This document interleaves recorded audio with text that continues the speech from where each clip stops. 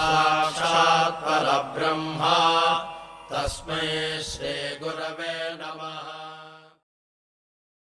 ഓം Shri Sai Ram. 1998 December 3. മുൻകൂട്ടി അറിയിക്കാതെ സ്വാമി പർത്തിയിൽ നിന്നും ബാംഗ്ലൂരിലെ ബൃന്ദാവൻ ആശ്രമത്തിലെത്തി. 2 ദിവസം കഴിഞ്ഞപ്പോൾ തിരുപ്പതിയിൽ നിന്നും കുറേ പൂജാരികൾ സായി ദർശനത്തിനായി ബാംഗ്ലൂരിലെത്തി. അവർ ദർശനത്തിനിരുന്നു. ഭഗവാൻ എഴുന്നള്ളി. അവർ കണ്ണൂർ കൊണ്ട് സുന്ദര സായി സ്വരൂപം കോരിക്കുടിക്കാൻ തുടങ്ങി. സ്വാമി അരികിലെത്തി. അവർ ആവേശഭരിതരായിരുന്നു. സ്വാമി ചോദിച്ചു, എന്താ പാരമ്പര്യമൊക്കെ കളഞ്ഞു? എന്നും ഇതല്ലല്ലോ രീതി. നിങ്ങൾ ആദ്യം എൻ്റെ പാദങ്ങൾ കാണുന്നു, പിന്നെ ശരീരവും മുഖവും ദർശിക്കുന്നു. പക്ഷെ ഇപ്പോഴാകട്ടെ പാദംസ്കാരം പോലും എടുക്കാതെ മുഖത്തോട്ട് തന്നെ നോക്കുന്നു. എന്താണിത്? അത് കേട്ടതോടെ ശാന്തിമാർ ആ തൃപ്പാദങ്ങളിൽ വീണ് നമസ്കരിച്ചു. പിന്നീടാണ് അതിൻ്റെ രഹസ്യം ശാന്തിക്കാർ പറഞ്ഞറിഞ്ഞത്.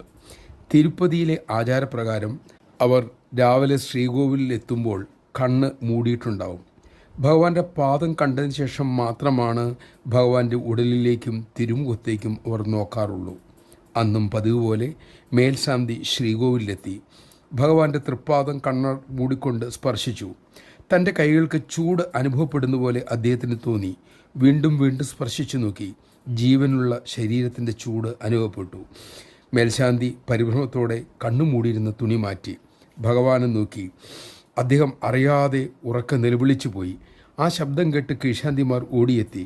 തിരുപ്പതി ഭഗവാന്റെ ബിംബസ്ഥാനത്ത് ഭഗവാൻ ശ്രീ സത്യസായി ബാബ പുഞ്ചിരിയോടെ നിൽക്കുന്നു. കുറച്ചു നേരം ആ ദിവ്യദർശനം നീണ്ടു നിന്നു. അത് കഴിഞ്ഞതും പിന്നൊട്ടും താമസിച്ചില്ല.